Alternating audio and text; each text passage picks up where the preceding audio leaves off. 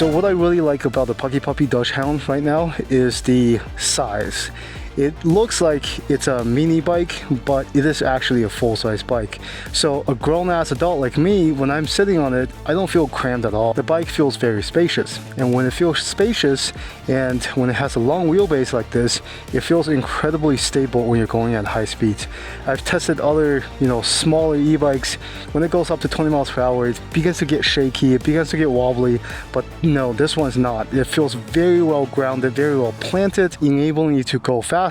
Okay, let's talk about build quality real quick. The entire chassis is made out of 6061 aerospace grade aluminum. So it's going to make the bike feel incredibly light while remaining rigid. The bike itself is really well painted, has this coated finish. It feels extremely premium, and all the corners and angles are machined in a way that doesn't cut into your fingers when you touch the bike. It's all very smooth. Alright, cool. Let's do some measurements first. Handlebars, 26 inches across. Handlebar height from ground is about 44 inches, and we're going to raise it real quick because the handlebar is adjustable. That is quite high, and let's see, we're now at 48.5 inches, and then we're going to look at seat height. Lower the seat to the lowest, 31.5 inches, and then we can raise it real quick. Oh my goodness, how high can you go? This will be like riding a pogo stick, and this is now up to about 40.5 inches. This is hilariously high, guys. I'm 5'9", and I don't think I can safely sit on this. This is for like a giant. The versatility and the adjustability of this bike is incredible. Let's take a look at the wheelbase, basically from this axle to this axle. The wheelbase is roughly 43 inches. Quick plug about the seat. I love the seat. I can go fast right quickly with this type of seat, and it's still very comfortable. What I noticed was when I'm going over rough terrain, this seat actually cushions the road vibrations by quite a bit. It also comes with a rear platform. Okay, now we're going to test is motor noise. This is a decibel meter. I'm going to place it near the motor, and we're going to let it run at its fastest mode and see how much noise it actually generates. 3, 2, 1. So it's about 68 decibels. That's actually pretty quiet considering that there's a whole chain that's also running as well. So not bad. Okay, we're gonna do a lumen test real quick. This is a light meter that measures lux, and we're about 6 feet away from the wall. And let's just place this meter at the wall and see how bright it is. It is roughly 772 lumens. Lumens is the amount of light per square meter. And to me, this light isn't terribly bright. It's a good light to be seen with, but not necessarily a great light to kind of light up everything in front of you. The brightest lights that I've seen coming from e-bikes can go up to at most 2000 lux. So this is one of the lights that's okay. And of course, you have the rear light as well. So the rear light, it actually brightens up. There is no turn signals, unfortunately. Okay, now we're gonna measure the net weight of the Dachshund e-bike. I'm gonna step on it. 68, 69. So it's roughly about 68, 69 pounds, which is about a decent weight for an e-bike of this size. Okay, next we're gonna test the noise level of the horn. The horn's actually right here. There's a little button right here, so let's give it a quick test. Oh, that's about 85, 86 decibels. The horn is pretty darn loud. It's actually hurting my ears a little bit. Okay, let's walk through the dashboard real quick. Got the power button right here.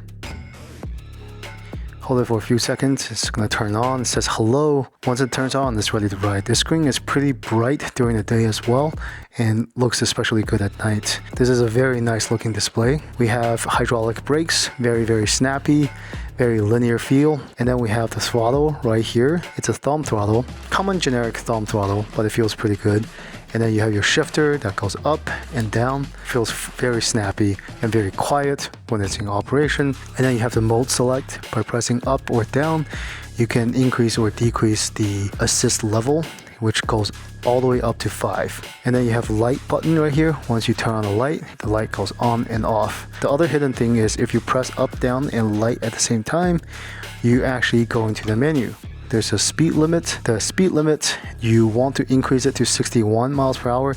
It doesn't actually go up to 61 miles per hour, but that will increase your top speed to the highest possible, which is class 3. Unfortunately, there is no security mode, so you can't actually do some sort of security lockout with it. Intensity setting, this is how aggressive you want your acceleration to be. I set it to 5. And of course, the bike came with rear mirrors. I don't like to have them kind of sitting above the handlebar, so I set them to sit up below the handlebar, and I feel like they look great this way. The folding and unfolding process is very easy as well. There's a handle right here. You just kind of push it out, snap, and it folds. Some bikes I've tested before, this part is very hard, but on the Dachshund, it is super easy to fold once you unlock the bike. Let me fold this part up. And then of course you can fold the handlebars as well. This will definitely sit nicely in the back of an SUV. Okay, here we are. Yeah, I think this looks super compact. You can definitely throw this in the back of a sedan or put this in the trunk of an SUV, no problem, without having to disassemble the wheels or anything like that. Okay, I'm gonna unfold this bike real quick. Bring this up.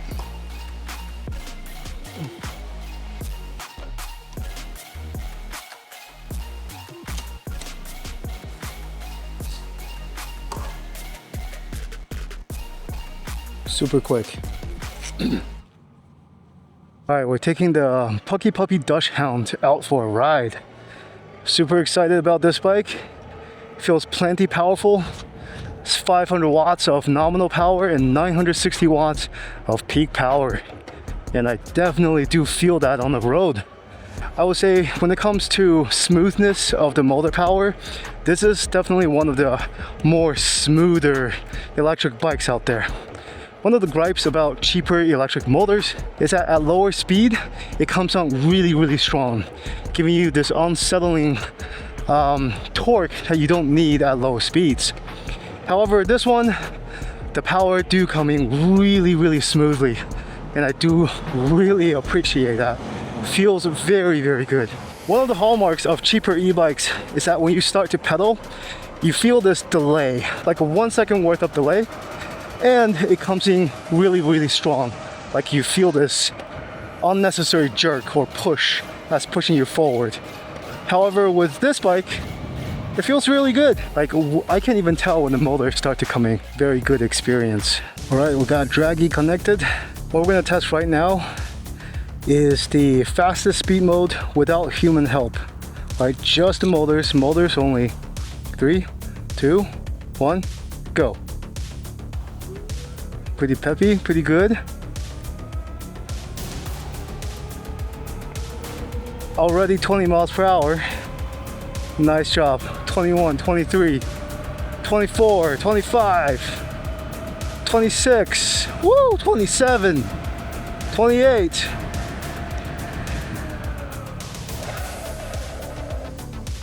Very good brakes as well. 0 to 10 is 2.5 seconds. 0 to 20 in 7.85 seconds, and 0 to 25 in 13.267. And we covered an eighth of a mile in 21.32 seconds. It's not too shabby. All right, we're gonna reset, and we're gonna go to mode 1. 3, 2, 1, go. It feels almost like the same speed. 16, 17, 18, 20, 21, 22, 23, 25, it's 26, 27, 28 miles per hour. All right. 1 to 10 in 2.5, 1 to 20 in 7.76, and 0 to 25 in 13.07. This is using mode 1. So the numbers are almost exactly the same as mode 5. So what I can tell you is if you are in mode 1 or 5, the motor strength is the exact same if you're relying on motors only. The only thing that's different is the assist mode. All right, we're gonna do a brake test. I'm gonna do it twice. I'm gonna come to this cone, and then I'm gonna come to a complete stop. I'm gonna travel at 15 miles per hour and see how long it takes for me to stop. I have a very good feeling about this because this bike is using hydraulic disc brakes, and it feels really good so far. So let's give it a try.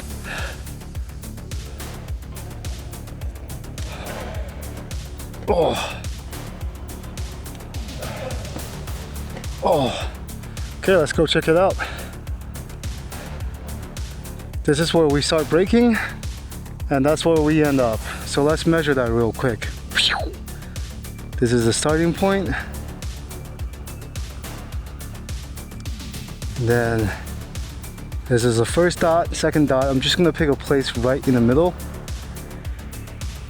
And the stopping distance is roughly 11 feet and 2 inches. Very respectable braking distance. Okay, top speed time. We are going to mode number 5. This is top speed with pedaling and motors at the same time, because if I'm just using motors, I already know it's going to be 20 miles per hour. So this way, with machine help, I can actually reach up to 28 miles per hour. So let's go. 3, 2, 1, let's go. Whoa, pretty peppy. 15 miles per hour. 20. Time to gear up. Going to the highest gear. Woo! 27 miles per hour. 28. 27. 29. 28. Briefly I saw a 29, but I think right now it's just mostly 28. And while going 28, I can tell you this bike is super stable. It feels very, very grounded. It feels like it has a very low center of gravity, which it does. Let's talk about agility and maneuverability. This bike feels very, very stable and planted at high speeds, but at low speeds, you can still make these type of carving maneuvers, and it feels pretty light as well. But it doesn't feel twitchy, right? It feels very, very stable, and it only turns where you need to turn, unlike other smaller bikes that just feels very wobbly at higher speeds. This is a very, very fun ride. Talk about gear switching. The sound when it comes to the gears is non-existent. There's no clunkiness, there's no any type of noise. It is dead silent when you're trying to switch gears. And the gears are swapped instantly. So I do have to point out the motor difference when it's assisting you and motors only. The motor is assisting you when you're riding. It is a very, very smooth experience. Sometimes if I'm not looking for it, I almost can't tell that the motor has just engaged. That's how smooth it is. I think it's adjusted very well to your current gear and how fast you're pedaling, to the point where I think it's such an intuitive experience that you don't need to spend all that money to get like a mid-drive, because these rear drives are getting so much better now.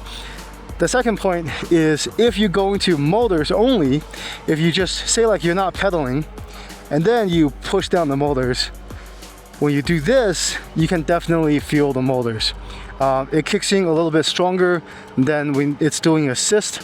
It's still very smooth, but it's noticeable this way when you're engaging motors without pedaling. Yeah, so the bike has a very natural riding experience. When I first started reviewing electric bikes, the recommendation was, if you have the money, avoid rear hubs, avoid cadence sensors, because it's not a good experience. I would definitely say in 2026, now that the technology has improved by quite a bit, the difference is getting smaller and smaller, to the point where I don't think it's necessary to spend that premium. I am like gushing over the experience of this bike right now. When I'm looking at the spec sheet, I saw the 500 watt motor. I'm like, oh, okay, this is just gonna be like an assist only type of bike that doesn't give you that much output. But no, this feels like this has a peak power of 960 watts. That means periodically it can give you up to close to 1,000 watts of power when you need it, especially going up slope or when you really want to pedal hard. It can give you that burst energy. And that's the beauty of this e-bike versus other 500, is that its peak power is miles ahead of other bikes. And when you need to burst short term to go up a hill or to do something like that, it is incredibly powerful. When you kind of touch the brakes, it cuts off all motor assists, so it starts to break. Let's see the suspension. Oh, it's pretty nice. This is very good travel. The travel for this bike suspension, it is very, very nice. This is a 3% upslope. It's still going up to 21 miles per hour, and I feel like I'm giving roughly 30 to 40% of pedaling power, and the rest is done by the motors. I'm gonna want to finish reviewing as quickly as possible before the sun goes down, because it's gonna get really fucking cold. So let's get started. First, it's kind of just like a muddy road, muddy trail. This is kind of paved out by construction workers.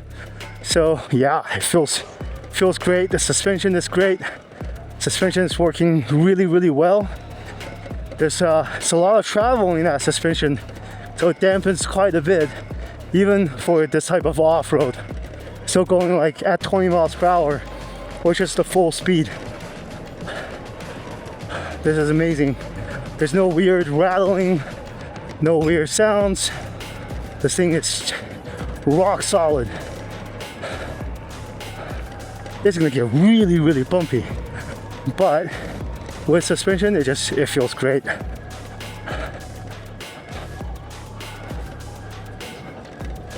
Even though this bike doesn't have like a rear shock suspension from mountain bikes, I can still tell you that the really cushioning seat that they brought over feels really good. Super stable, riding with one hand, completely fine, completely okay.